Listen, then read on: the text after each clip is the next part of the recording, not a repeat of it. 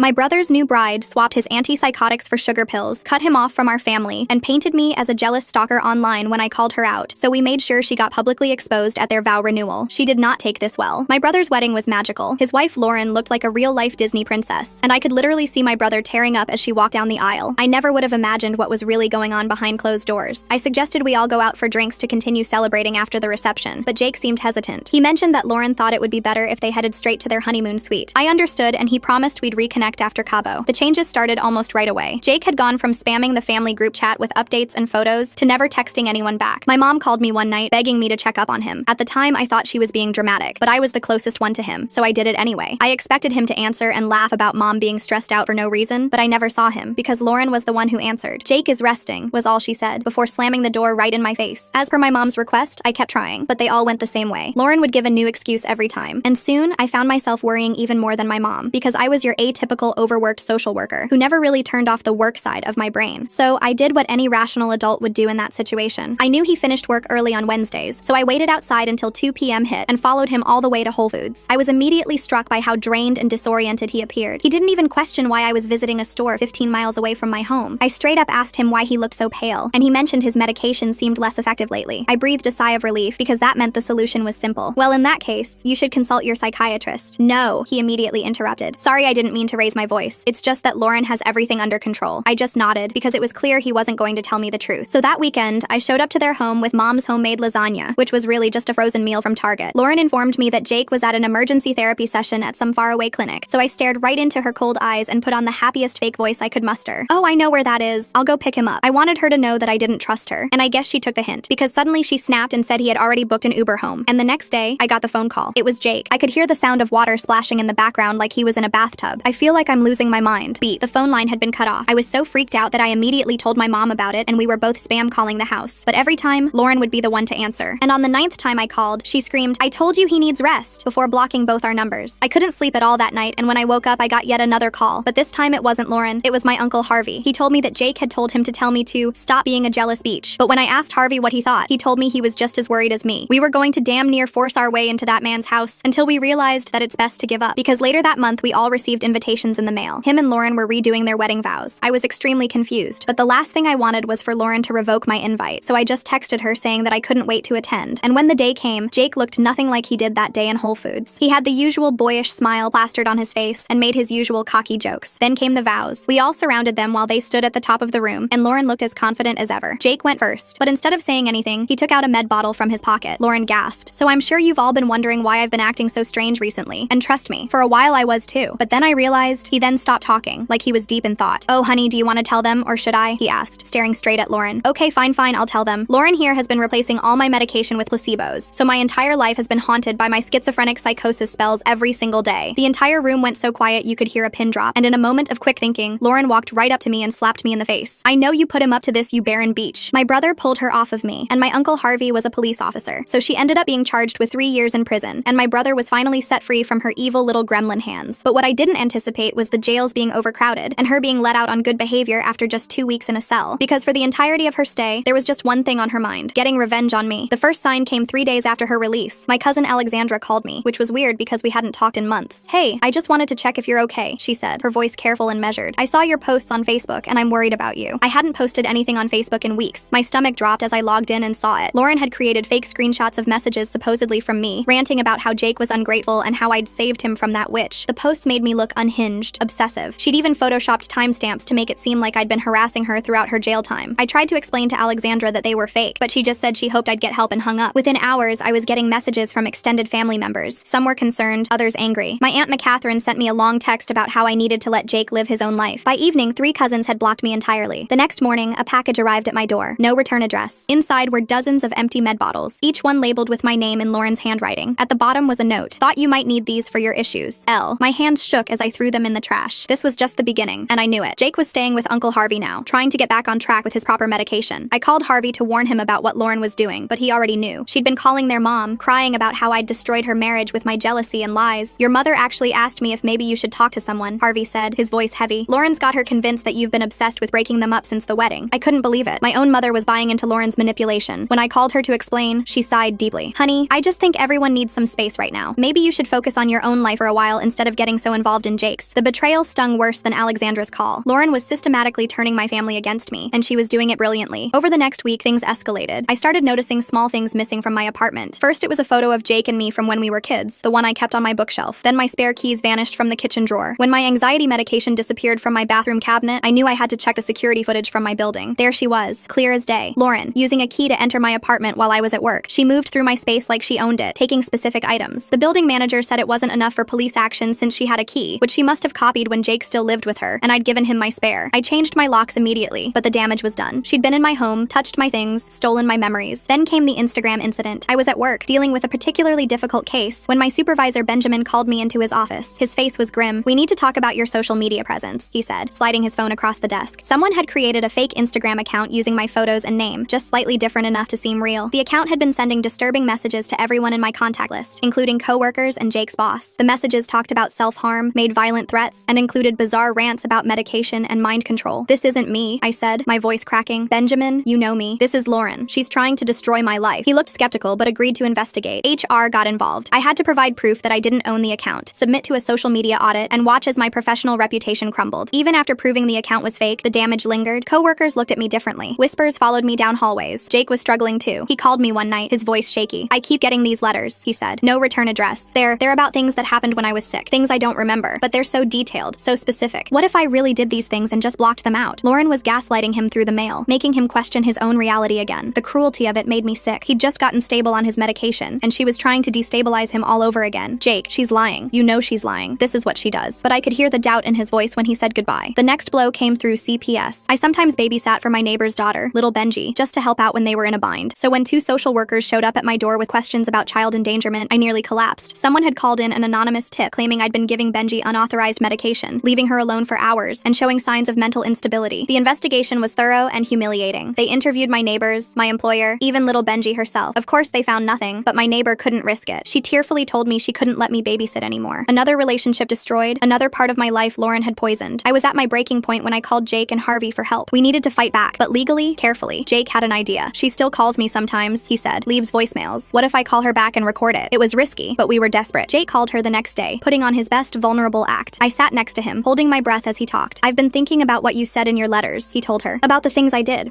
I need to know more. My memory is so fuzzy." Lauren took the bait. She started describing elaborate scenarios that never happened, mixing in just enough truth to seem credible. Then she slipped. "Remember when you told me about your sister's termination of pregnancy?" she said. "How she made you drive her there because she was too embarrassed to tell anyone else?" I'd never had a termination of pregnancy, and the only people who knew about my miscarriage 3 years ago were Jake and my doctor. It was medical information she could only have gotten by going through my private records or Jake's phone when he was sick. Jake kept her talking, getting her to reveal more things she shouldn't have known. Private medical information, confidential details about my work cases, even my social security number. She'd been planning this for a while. When we played the recording for Harvey, he immediately recognized the legal implications. This was evidence of stalking, harassment, and identity theft. But Lauren must have sensed we were onto her, because she struck back hard. 2 days later, I was back at work when Benjamin called me in again. This time, he looked furious. "CPS called," he said. "Again. This time about allegations that you've been using your position to access confidential information about a former client named Lauren. She'd weaponized the system I worked in against me. The investigation would take weeks, during which I'd be suspended without pay. Even though I knew I'd be cleared, the financial strain would be devastating." That night, Harvey called a family meeting. He'd had enough. Using his connections in the community, not his police authority, he gathered everyone at his house. Mom, our aunts and uncles, cousins, even some family friends. Lauren somehow got wind of it and showed up with a folder full of evidence. "I just want you all to see who she really is," Lauren announced, pulling out printed screenshots and photos. But Jake stood up, his hands steady for the first time in months. "No," he said simply. "You're done lying to my family." He played the recording for everyone. The room went silent as they heard Lauren casually discussing private medical information, making up elaborate lies, and revealing how she'd been systematically destroying my life. Family members who'd blocked me started pulling out their phones, checking the dates on the messages they'd received, the fake posts, the manipulated screenshots. It all started to unravel. Lauren tried one more time. She pulled Jake aside, and I heard her hiss. "If you don't support me right now, I'll tell everyone you've relapsed. I'll say you're off your meds again. Who do you think they'll believe?" But Jake was ready. He'd been recording on his phone the whole time. He sent the video straight to the family group chat, the one I'd been removed from weeks earlier. The effect was immediate. Our Aunt McCatherine, who'd been Lauren's biggest supporter, stood up and told her to leave. Our cousin McCatherine, who'd blocked me on everything, came over and hugged me with tears in her eyes. "I'm so sorry," she whispered. "We should have known." Lauren looked around the room, realizing she'd lost. Her carefully constructed web of lies had collapsed. She grabbed her folder and stormed out, but not before shooting me one last venomous look. The restraining order was approved within a week. Jake filed it with Harvey's help, and it included provisions against contacting any family members or accessing our social media. My job was reinstated after the investigation cleared me, and Benjamin personally apologized for doubting me. Slowly, my life life pieced itself back together. The family group chat pinged with a new message, Jake adding me back. The cousins who'd blocked me reached out with apologies. My neighbor even asked if I'd consider babysitting Benji again once everything calmed down. But the best part was seeing Jake heal. With Lauren truly gone and unable to contact him, he flourished. His medication worked properly, his smile returned, and he even started dating a nice woman named Jamie from his support group. As for Lauren, the last I heard, she'd moved 3 states away. No family to manipulate, no support system to exploit. She'd isolated herself completely in her quest to isolate me. Sometimes justice doesn't come from a courtroom or a jail cell. Sometimes it comes from the truth finally being heard, from family choosing to stand together, and from a manipulator losing the only power they ever had, the power to deceive. I kept one of those med bottles she sent me, not as a trophy or a reminder of what she put me through, but as a reminder of what I survived, what we all survived, and how sometimes the best revenge isn't revenge at all. It's simply living your life, surrounded by people who love you, free from the poison of someone else's hatred. Jake and I are closer than ever now. We have dinner every Sunday, and he tells me about his week, his therapy progress, his new relationship. We don't talk about Lauren anymore. There's nothing left to say. She's just a chapter in our story, one that's finally, definitively closed. I should have known that definitively closed was wishful thinking. Lauren wasn't the type to accept defeat, and 3 states away wasn't nearly far enough. The first sign that our nightmare wasn't over came 6 months later. Jake had been doing so well. His medication perfectly balanced, his relationship with Jamie blossoming, his old spark returning. We'd just finished our usual Sunday dinner when his phone buzzed with a notification from LinkedIn. "That's weird," he said, frowning at the screen. "Someone viewed my profile 17 times today." The account had no photo, just a generic silhouette. The name was L. Anderson, close enough to Lauren's maiden name to make my skin crawl, but different enough to avoid violating the restraining order. When Jake clicked on it, the profile was bare except for one detail. The location showed she was back in our state. Over the next few days, Jake started getting connection requests from various professionals in his field. They all had something in common. In their messages, they mentioned hearing concerning things about his work performance and mental health struggles. When Jake reached out to his boss, he discovered someone had been calling his workplace, claiming to be a concerned family member worried about his stability. His boss, thankfully, knew Jake well enough to dismiss it, but the seed of doubt had been planted with his coworkers. I watched my brother's confidence wobble for the first time in months. Then my problems started. I'd been promoted at work, finally feeling like my career was back on track. But one morning, Benjamin called me in with a strange expression. "We've been getting calls," he said carefully. "Someone claiming to be your therapist, saying you've been missing appointments, and they're concerned about your ability to handle your caseload." I didn't have a therapist. When we traced the calls, they came from various burner phones, impossible to track. But the damage was spreading. My coworkers started treating me like fragile glass, constantly asking if I was okay and offering to take over my cases. Mom was the next target. She started receiving packages at her house: baby clothes, pregnancy tests, pamphlets about supporting adult children through fertility struggles. Each package came with a note: "For when your daughter finally gives you grandchildren." The cruel reminder of Lauren's barren comment was clear. Mom tried to hide them from me, but I saw the worry in her eyes. The escalation was subtle but relentless. Jake's car tires were slashed while he was at a therapy appointment. No cameras in that particular lot, of course. My professional Facebook page was flooded with 1-star reviews from fake accounts, all claiming I'd been unprofessional and unstable. Harvey found a tracker on his car during a routine check, though we couldn't prove who placed it. But Lauren was too smart to leave direct evidence. Every incident was just ambiguous enough, just removed enough from her to avoid legal consequences. The restraining order was useless against someone who'd learned to weaponize distance. The breaking point came when Jamie called me in tears. She'd been getting anonymous messages about Jake's past, twisted versions of his mental health struggles that painted him as dangerous and unstable. Photos from his worst moments, taken when Lauren was supposedly caring for him, showing him disheveled and confused. "I know it's not true," Jamie sobbed, "but seeing those images, knowing someone out there has been documenting his vulnerable moments, it's terrifying." Jake was devastated. He'd been so careful about opening up to Jamie, so proud of his honesty about his condition. Now Lauren was using that honesty as a weapon. That's when I decided to stop playing defense. I called Alexandra first. Despite our rocky patch during Lauren's initial campaign, she'd apologized sincerely, and we'd rebuilt our relationship. She worked in tech and had connections I needed. "I want to fight back," I told her, "but I need to be smarter than her." Alexandra introduced me to her friend Marcus, a cybersecurity expert who specialized in documenting digital harassment. Within days, he'd helped us set up a comprehensive tracking system. Every fake review, every burner phone call, every suspicious profile, we documented everything. Meanwhile, Harvey used his community connections differently. He reached out to other law enforcement contacts in the 3 states where Lauren had supposedly moved. Turns out, she'd left a trail of similar behavior. Former roommates with mysteriously ruined reputations, ex-boyfriends whose new relationships had been sabotaged by anonymous tips. We were building a pattern, but we needed more. Jake came up with the next move. He created a fake LinkedIn profile of his own, portraying himself as a mental health advocate looking to connect with others who'd been affected by medication tampering. It was specific enough to catch Lauren's attention, but vague enough to seem legitimate. Within a week, he got a message. The account was anonymous, but the writing style was unmistakably Lauren's. She expressed sympathy for his journey and subtly probed for information about his current treatment. Jake played along, carefully feeding her false information about switching medications and struggling with side effects. Sure enough, the anonymous letters to his workplace intensified, now including specific details about medication changes that had never happened. We had her pattern documented. She couldn't resist using any information she thought she had, but Lauren was getting bolder. One night, I came home to find my apartment door slightly ajar. Nothing was missing, but everything was slightly wrong. Pictures turned at odd angles, books rearranged, my medication bottles lined up on the kitchen counter in a perfect row. She wanted me to know she'd been there. The security footage showed a woman in a maintenance uniform, face obscured by a baseball cap. The building manager didn't recognize her, but somehow she'd gotten a key. When we checked with the locksmith, they had a work order in my name requesting a duplicate for a family emergency. The signature was close enough to mine to pass casual inspection. I didn't sleep that night, or the next. The violation of my space, the knowledge that she could get to me whenever she wanted. It was exactly what she intended. I was jumping at shadows, double-checking locks, seeing her face in every crowd. Mom finally broke down during our weekly call. The packages had escalated to funeral planning documents, books about coping with the loss of adult children, sympathy cards for future losses. She was terrified something would happen to Jake or me. "I can't lose you," she sobbed. "Either of you. Why won't she just leave us alone?" That's when Uncle Harvey made a decision that changed everything. He couldn't use his official position, but he had vacation days saved up. He took 2 weeks off and dedicated himself to our case. "I'm done watching my family suffer," he said. "Let's end this." Harvey's investigation revealed something we hadn't expected. Lauren wasn't working alone anymore. She'd connected with an online community of people who'd been wronged by family members, a toxic echo chamber that validated and encouraged escalating harassment campaigns. They shared tactics, resources, even alibis. One member of this group, we discovered, worked for a phone company and had been helping Lauren access our call records. Another was a locksmith who'd processed that fake work order. She'd built a network of enablers who believed her victim narrative, but every network has weak links. Alexandra and Marcus identified one, a woman named Sarah who'd been part of the group but left after realizing she was being manipulated. With careful approach, I reached out to her. Sarah's story was heartbreaking. She'd joined after a messy divorce, seeking support, but the group had twisted her pain into something darker, encouraging her to stalk and harass her ex-husband's new wife. When she finally recognized what she'd become, she'd cut all ties. Lauren was one of the worst, Sarah told me over coffee, her hands shaking. She had this way of making you feel like your anger was justified, like anything you did was self-defense. She'd share these elaborate stories about how you'd destroyed her life, how Jake was being controlled by you. She made herself sound so convincing. Sarah agreed to help us. She still had access to some of the group's communication channels, though she'd been too scared to report them before. With her cooperation, we started documenting everything. The coordination of harassment campaigns, the sharing of personal information, the escalation tactics they promoted. But Lauren must have sensed the walls closing in. The harassment suddenly stopped. For 2 weeks, nothing. No calls, no packages, no fake profiles. The silence was almost worse than the chaos. Jake was the first to notice something was off. Jamie had been distant, canceling dates and avoiding his calls. When he finally confronted her, she broke down. "I got a visit," she whispered, "from a woman claiming to be a social worker. She said she was investigating concerns about your mental state, that I might be in danger." She knew things, private things I'd only told you. My blood ran cold. Lauren was impersonating a social worker now, using my profession against us. Jamie hadn't believed her, but the seed of fear had been planted. She needed space to process, she said. Jake understood, but I saw the light dim in his eyes again. The next day, I got a call from Benjamin. There had been a complaint filed with the state licensing board. Someone claiming to be a former client accused me of boundary violations, of using my position to access their personal information for a family vendetta. The complainant's name? L. Anderson. The investigation would be thorough. Even though I knew I'd be cleared, it meant more scrutiny, more questions, more damage to my professional reputation. Lauren had found a way to use the system I'd dedicated my life to as a weapon against me, but she'd made a mistake. In filing the official complaint, she'd had to provide contact information. It was a P.O. box in a town 2 hours away, but it was something. Harvey and I decided to stake it out, taking turns watching from a coffee shop across the street. On the third day, we saw her. She was thinner, her hair dyed black, but it was definitely Lauren. She walked with the confidence of someone who thought she was untouchable, who believed her web of lies and distance protected her. We didn't confront her. Instead, we followed at a distance, documenting everything. She led us to a small apartment complex where she'd been living under an assumed name. The mailbox showed L. Anderson, but the lease, we later discovered, was under a completely different alias. That night, we had another family meeting. This time, it wasn't about defending ourselves. It was about going on the offensive. We had evidence of identity fraud, impersonation of a social worker, interstate stalking, and coordination of harassment. Harvey's law enforcement contacts in that jurisdiction were very interested in our documentation, but before we could act, Lauren made her biggest move yet. I woke up to my phone exploding with notifications. Someone had posted on Reddit, on multiple mental health and family support subreddits, claiming to be me. The posts detailed how I'd been obsessed with my brother, how I'd sabotaged his marriage out of jealousy, how I was now stalking his poor ex-wife who was just trying to rebuild her life. The posts were incredibly detailed, mixing enough truth with lies to seem credible. They mentioned my job, my brother's condition, even included photos of Jake and me that had been stolen from my apartment. Thousands of people were reading, commenting, judging. Some offered support to the victim, Lauren. Others called for me to get help. A few even suggested I should be reported to my employer. My professional reputation, my personal life, my relationship with my brother, it was all laid bare and twisted for the entertainment of strangers. The posts went viral in those communities, shared as a cautionary tale of family obsession and enabling. But Lauren had finally overplayed her hand. In her eagerness to destroy me publicly, she'd included too many specific details. Marcus was able to trace the IP addresses, the writing style, the photos that could only have come from my apartment. We had her digital fingerprints all over it. More importantly, Sarah recognized the pattern. This was a tactic the harassment group used frequently: public humiliation through false narratives. She provided us with screenshots of Lauren bragging in their private channels about her Reddit bomb, complete with admissions of creating the fake posts. The evidence was overwhelming. Harvey's contacts moved quickly. Within 48 hours, Lauren was arrested at her apartment. The charges were extensive: cyberstalking, identity theft, impersonation of a social worker, breaking and entering, violation combination of a restraining order through third-party contact and conspiracy to commit harassment. But even as the handcuffs clicked around her wrists, Lauren smiled. She looked directly at the officer's body camera and said, "I'm just a victim trying to protect myself from a family that destroyed my life. Everything I did was in self-defense." She was still playing the victim, still convinced her narrative would save her. But this time, the evidence was too strong. The other members of her harassment group scattered, deleting accounts and destroying evidence. But we had enough. Several faced their own charges, their network of enablers finally exposed. The legal process would be long, but for the first time in over a year, I could breathe. Jake and Jamie reconciled, stronger for having weathered the storm together. Mom stopped jumping every time the doorbell rang. I returned to work with my head held high, my colleagues now fully aware of what I'd been facing. But the Reddit posts remained, archived somewhere in the depths of the internet. Sometimes I wonder if people still stumble across them, believing the lies, judging me based on Lauren's fiction. It's a reminder that some damage can't be undone, some lies can't be completely erased. The trial date was set for 3 months out. Lauren's lawyer tried every trick in the book to get the charges reduced, but the evidence was too damning. The screenshots from Sarah, the recorded calls, the security footage, the fake social media accounts, it all painted a clear picture of systematic harassment. During those 3 months, something unexpected happened. Other victims started coming forward. A woman named Melissa reached out after seeing a local news story about the arrest. Lauren had dated her brother 5 years ago and pulled similar stunts when he tried to break up with her. Then there was Connor, whose ex-girlfriend had mysteriously started receiving anonymous threats after she began dating him. The pattern was always the same. Lauren would befriend the wronged party online, validate their anger, then orchestrate harassment campaigns. Jake threw himself into helping build the case. He organized all the evidence chronologically, created detailed timelines, and even testified in front of the grand jury. Watching him take control like that, seeing him channel his experience into something productive, made me prouder than I could express. The trial itself was surreal. Lauren showed up looking like a completely different person. Conservative clothes, minimal makeup, hair pulled back in a demure bun. She'd clearly been coached to appear sympathetic, but when she took the stand, her true nature slipped through. The prosecutor asked her about the med bottles she'd sent me. Lauren's response was chilling in its casualness. She claimed they were meant as a joke between family members, and that I was being overly sensitive. When asked about breaking into my apartment, she insisted she still had rightful access as family. The jury wasn't buying it. The most damaging testimony came from Sarah. She detailed how the harassment group operated, how Lauren had bragged about her tactics, how she'd encouraged others to escalate their campaigns. Sarah brought receipts, actual screenshots of Lauren teaching others how to create fake social media accounts, how to avoid detection, how to psychologically torment their targets. Lauren's defense tried to paint her as a victim of domestic abuse who was simply defending herself. They brought up Jake's mental health struggles, trying to suggest he'd been violent or threatening. But Jake's medical records told a different story. His only episodes of confusion or distress coincided perfectly with when Lauren had been tampering with his medication. The verdict came back guilty on all counts. Lauren's face when the judge read it was something I'll never forget. For the first time since I'd known her, she looked genuinely shocked. I think she'd actually convinced herself that her victim narrative would save her. The sentencing was scheduled for 6 weeks later. During that time, Lauren was held without bail after the prosecutor successfully argued she was a flight risk. We finally had peace, real peace, for the first time in what felt like forever. Jake and Jamie got back together properly. Without the constant threat of Lauren's interference, they could actually build something real. Jamie told me later that seeing Jake stand up to Lauren, seeing him fight back with such determination, had actually strengthened her feelings for him. She saw the man he really was, not the victim Lauren had tried to paint him as. Mom started sleeping through the night again. She even joked about the baby clothes Lauren had sent, saying she'd donated them to a women's shelter. At least something good came from her crazy, she said, and we actually laughed about it. The sentencing day arrived. The judge had received letters from all of Lauren's victims, detailing the impact of her harassment. I wrote about the professional damage, the sleepless nights, the constant fear. Jake wrote about the medical tampering, the gaslighting, the theft of his agency. Even Jamie submitted a letter about the psychological toll of receiving those photos and messages. Lauren's mother showed up to plead for leniency. It was the first time we'd seen her since the wedding. She looked defeated, aged by her daughter's actions. She tried to explain that Lauren had always been sensitive and misunderstood. But when the prosecutor presented the full scope of Lauren's crimes, even her mother couldn't maintain the facade. The judge sentenced Lauren to 5 years in federal prison, with 3 years of supervised probation after release. She'd also have to pay restitution to all her victims, and would be permanently barred from using social media or contacting any of us. The cyberstalking charges alone carried serious weight, and the identity theft pushed it into federal territory. As they led Lauren away, she turned to look at us one last time. I expected to see hatred or defiance, but instead, she just looked empty. The elaborate fantasy she'd built, where she was the perpetual victim and we were the villains, had finally collapsed completely. The first few months after the trial were strange. I kept waiting for something to happen. A mysterious package, a fake social media account, a threatening message, but nothing came. The silence was actually peaceful this time, not ominous. Jake's recovery accelerated dramatically. His psychiatrist said the stability and lack of stress had allowed his medication to work optimally. He got promoted at work, moved into a nicer apartment, and even started volunteering with a mental health advocacy group. He wanted to help others who'd been victims of medication tampering. I got my full reputation back at work. Benjamin actually put me up for a leadership position, saying my handling of the situation showed incredible resilience and judgment. My coworkers, who'd once whispered about me in hallways, now came to me for advice on dealing with difficult situations. The Reddit posts about me were still out there, but something interesting happened. Other users who'd been following the trial started commenting with updates, linking to news articles about Lauren's conviction. The narrative shifted. Instead of being seen as an obsessed sister, I became someone who'd fought back against a sophisticated harassment campaign campaign and won. About a year after the sentencing, I got a letter from Sarah. She'd started a support group for people who'd been caught up in toxic online communities. She wanted to know if I'd be willing to speak to them about recognizing manipulation tactics and protecting themselves from escalating situations. I agreed immediately. The speaking engagement was more emotional than I expected. The room was full of people who'd been where Sarah had been, manipulated into becoming weapons for someone else's vendetta. Some had lost relationships, jobs, even their freedom, but they were all trying to make amends and build better lives. One woman approached me afterward with tears in her eyes. She'd been part of Lauren's group and had helped with some of the fake reviews on my professional page. She apologized profusely and asked if there was anything she could do to make it right. I told her the best thing she could do was share her story, help others avoid the same trap. Jake proposed to Jamie on the second anniversary of Lauren's sentencing. He did it at a family dinner, with all of us there. He said he wanted the people who'd fought for him to witness the happiness they'd helped him achieve. There wasn't a dry eye in the room. The wedding was small but perfect. Jake had asked me to be his best person, and I stood beside him as Jamie walked down the aisle. She looked radiant, but more importantly, she looked at Jake with complete trust and love. No shadows of doubt, no fear of what might come, just pure happiness. During the reception, Mom pulled me aside. She apologized for the 100th time about doubting me when Lauren first started her campaign. I told her what I always told her. Lauren was a master manipulator, and nobody could have seen it coming. But this time, Mom said something that stuck with me. "You saved him," she said simply. "You saved my son." I thought about that a lot in the months that followed. Had I saved Jake? Or had he saved himself by finding the courage to expose Lauren at the vow renewal? Maybe we'd saved each other. Maybe that's what family really means. Being willing to fight for each other even when the world thinks you're crazy. The last update I got about Lauren came from Harvey. She'd been transferred to a minimum security facility after 2 years of good behavior. She'd enrolled in therapy programs and was reportedly making progress. Part of me hoped it was true, that she was actually getting help, but a bigger part of me was just grateful she was still far away from us. Jake and Jamie had their first child a year after the wedding. They named her Hope, which felt fitting. When they asked me to be her godmother, I ugly cried for a solid 10 minutes. Holding that tiny baby, knowing she'd grow up in a safe, stable home with parents who truly loved each other, it felt like the ultimate victory over everything Lauren had tried to destroy. The med bottles Lauren had sent me, I'd kept one, like I mentioned before. But after Hope was born, I finally threw it away. I didn't need the reminder anymore. The scars from that time would always be there, but they no longer defined me. Life moved on. I got promoted to director at my agency. Jake became a respected advocate in the mental health community. Jamie started a successful photography business. Mom became the world's most devoted grandmother. Harvey retired and spent his time fishing and telling stories about his most interesting cases. Ours always featured prominently. Sometimes I run into people who remember the Reddit posts, who ask if I'm that sister from the viral story. I tell them yes, and then I tell them the real story. Most are shocked by how different the truth is from what they'd read. It's a good reminder about believing everything you see online, but the best moments are the quiet ones. Sunday dinners where we laugh about normal things. Watching Hope take her first steps. Jake and Jamie's gentle teasing of each other. Mom's terrible jokes. Harvey's fishing stories that get more elaborate each time. These are the moments Lauren tried to steal from us, and these are the moments that prove she failed. We don't talk about her anymore. Not because we're avoiding the subject, but because there's simply nothing left to say. She's serving her time, we're living our lives, and that chapter is truly closed. No wishful thinking this time, just reality. And the reality is pretty damn good.